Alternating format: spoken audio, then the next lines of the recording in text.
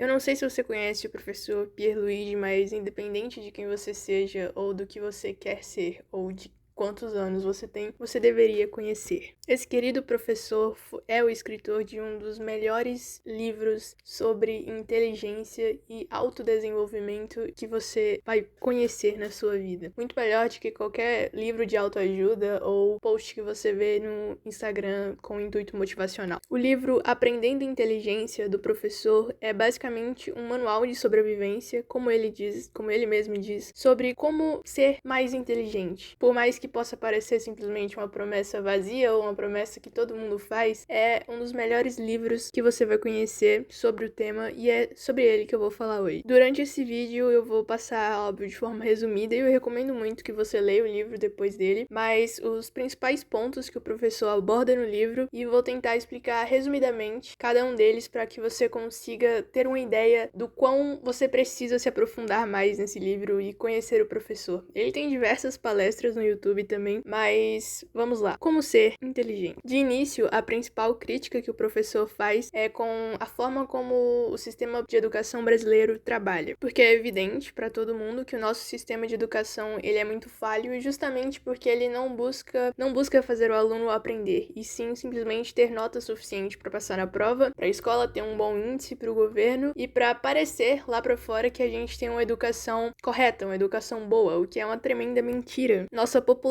e os nossos alunos ficam cada dia mais burros, e a culpa é, em grande parte, sim, do nosso sistema educacional. Os alunos das nossas escolas hoje simplesmente não aprendem. Eles vão para a escola, fazem nada durante o dia inteiro, conversam, atrapalham a aula, ficam brincando, e às vezes são até, de certa forma, incentivados a isso pelos próprios professores, e no dia da prova, um dia antes, ou minutos antes, eles simplesmente decidem estudar tudo que caiu na matéria para conseguir uma boa nota. De fato, alguns realmente conseguem. Você provavelmente durante a sua vida já viu alguém se vangloriando disso, que não estudou nada o semestre inteiro, mas que ainda assim teve boas notas. E eles falam disso como se fosse uma boa habilidade, uma coisa que merece mérito, algo que deveria ser considerado um talento. Só que não é. É a pior coisa que uma pessoa pode fazer a si mesma e com a sua própria inteligência. Porque quando você estuda o caderno inteiro que você escreveu durante todo o semestre, durante todo o trimestre, um dia antes da prova, você não tá aprendendo nada. Você só tá anotando na sua mente uma coisa que você vai se lembrar porque você se lembra de informações recentes. Mas assim, no dia seguinte, você já não vai se lembrar de nada, porque você não aprendeu, você só decorou pra prova. Você tirou uma boa nota, mas não adquiriu nenhum conhecimento. Você vai simplesmente se formar na escola, talvez entrar numa faculdade, seguir essa mesma rotina durante todos os períodos, durante toda a graduação, vai se formar com um diploma e vai perceber de novo, mais uma vez, que não serve de nada, porque você não aprendeu nada de verdade, você só simplesmente tirou boas notas e passou de ano. Só que em um mundo cada vez mais evoluído como o nosso,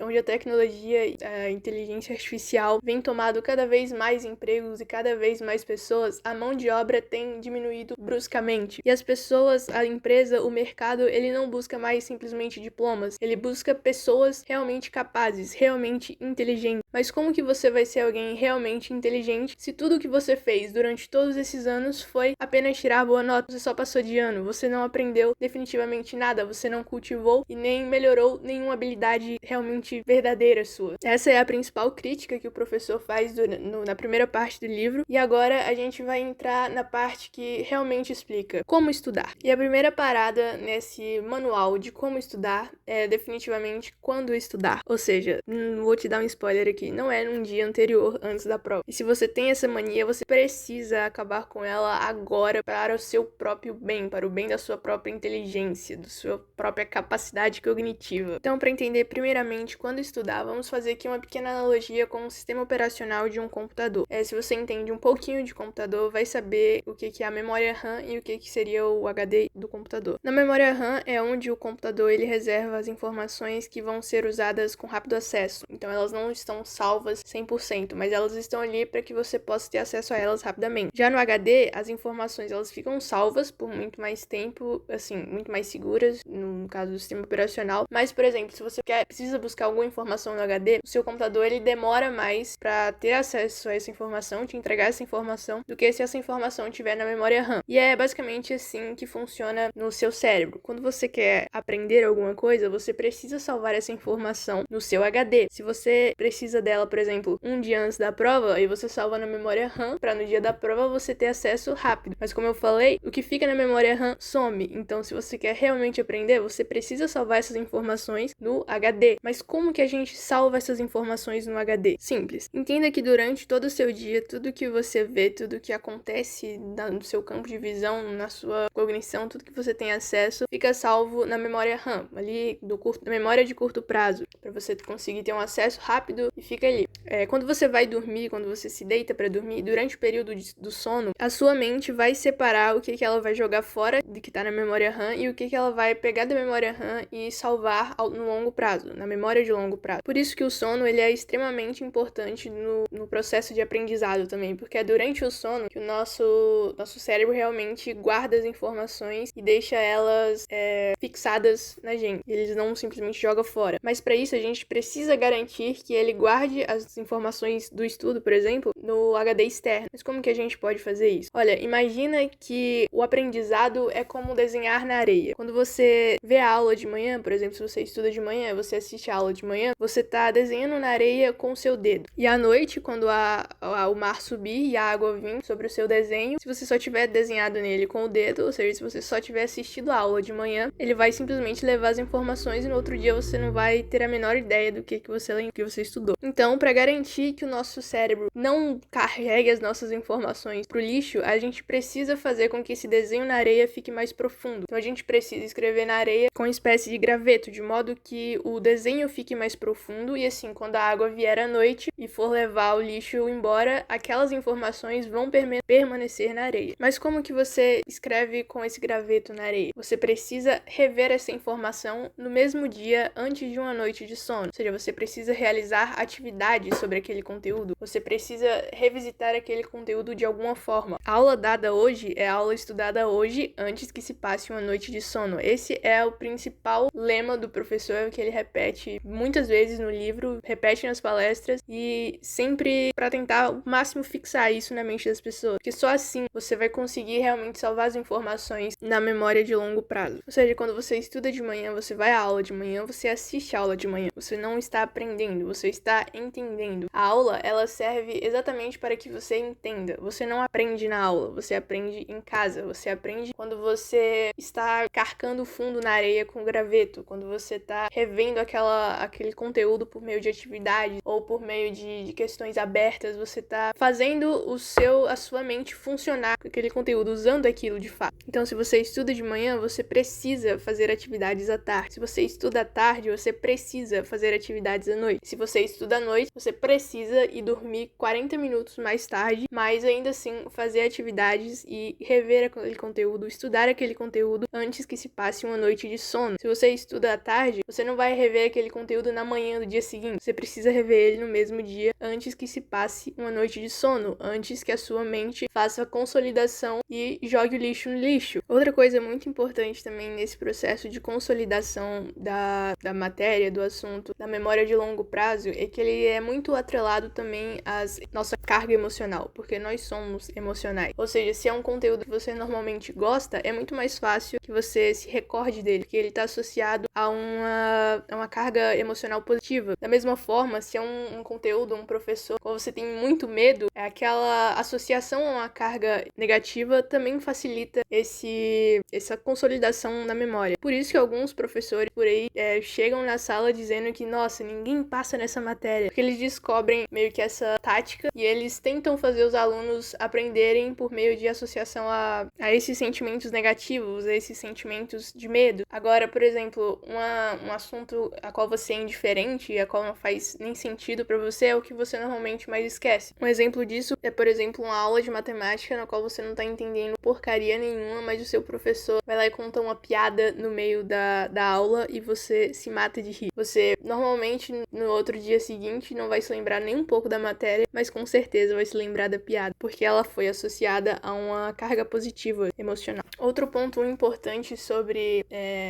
como estudar de fato é que você não precisa estudar 10 horas por dia. Você precisa estudar pouco, mas precisa estudar todos os dias. Porque o que importa para um aprendizado real é a constância, e não necessariamente a carga. A gente não tá falando aqui de quantidade de estudo, a gente tá falando de qualidade de estudo. Então, se você estuda a matéria do dia, você estuda pouco, mas você estuda todos os dias, isso dia após dia é como subir a escada do conhecimento. Então, você precisa ser constante, você não precisa estudar muito. Estude pouco, mas estude todos os dias, antes que se passe uma noite de sono. Mas quanto estudar? Porque estude pouco, mas pouco quanto? Pouco 20 minutos? Pouco 3 horas? Pouco 10 horas? Isso é uma coisa muito individual. Com o passar do tempo, com você estudando frequentemente, todos os dias, você vai ter essa noção do quanto que é o essencial para você, o quanto que é o necessário para você. Porque é uma coisa individual para cada pessoa, cada um tem um ritmo e uma quantidade de horas que se sente mais confortável e que realmente consegue ser produtivo. Mas uma coisa importante sobre esse tempo de estudo é que existem momentos que você precisa fazer uma pausa para que você consiga realmente aumentar ao máximo a produtividade do seu estudo. Porque nos nossos neurônios há algumas substâncias químicas essenciais que, em casos de utilização intensa, que igual no momento de estudo, eles se esgotam em cerca de 30 ou 40 minutos. Ou seja, após 30, 40 ou 50 minutos, não passando de 50 minutos, você precisa dar uma pausa para que você consiga voltar muito mais produtivo e você não perca tempo estudando. Normalmente, esses momentos que a gente sente essa necessidade da pausa é quando a gente tá lendo aquele parágrafo e você chega no fim do texto e não tem a menor noção do que você acabou de ler. Esse tipo de acontecimento significa que você deveria ter dado uma pausa já há algum tempo antes. Então é necessário que, no máximo ali após 50 minutos, você dê uma pausa de pelo menos 10 minutos, não passando de 20 minutos de pausa também, para que o seu cérebro consiga meio que recarregar e voltar muito mais forte, muito mais 100% para a próxima sessão de estudos. E esse momento de pausa, ele é essencial, mas ele também deve ser feito de maneira correta, ou seja, você não vai passar esse tempo de pausa mexendo no celular, mexendo nas redes sociais, assistindo televisão. O ideal é que você passe esse momento ou fazendo algum alongamento, ou alguma atividade física, ou tocando algum instrumento, ou sei lá, se necessário até olhando para a parede, mas nunca mexendo no celular, nunca assistindo TikTok, nunca mexendo nas redes sociais. Inclusive, quanto menos tempo você gastar na internet, quanto menos tempo você gastar na frente a telas, independente de quais elas sejam, mais inteligente você vai ser. Simplesmente isso. Agora, o fazer em si, como que você vai realmente estudar? É importante que você tenha claro na sua mente que durante a aula você tá vendo e você tá ouvindo a explicação do professor. Ou seja, durante a aula você não está estudando. Durante a aula você está entendendo a matéria, entendendo o assunto. Você só aprende quando você faz. Você coloca o que você aprendeu, o que você viu em prática. Então você vai assistir às aulas, você vai entender. Mas quando você for realmente estudar, é o momento que você vai ter a chance de realmente fazer as coisas. Fazer por resolução de problema, fazer enquanto elabora algum tipo de resumo, fazer quando tá escrevendo, desenhando, mas você precisa fazer, porque é quando você faz que você definitivamente aprende. Você precisa ser um autodidata, um professor de si mesmo, porque é essencialmente essa habilidade que vai te fazer conseguir aprender literalmente qualquer coisa. Você é capaz de aprender qualquer coisa, desde que você siga essas pequenas frases e tenha elas como norte, assim, sempre. Assunto visto é assunto estudado no mesmo dia, antes que se passe ou uma noite longa de sono, ou se você for daquelas pessoas que dormem 3 horas durante a tarde, antes de um longo período de sono. Próximo. Estude pouco, mas estude todos os dias. Seja consistente. Respeite as pausas necessárias que o seu cérebro precisa para funcionar na máxima eficiência possível. Durante essas pausas, nunca, em hipótese alguma, descanse em frente a alguma tela. Vai tocar um instrumento, vai olhar para a parede, mas não de frente a uma tela. E durante o seu estudo, você sempre precisa estudar fazendo. Seja escrevendo, seja por meio de exercícios, seja explicando para a parede, seja explicando para o seu cachorro, seja escrevendo, respondendo perguntas perguntas dissertativas, mas você precisa fazer.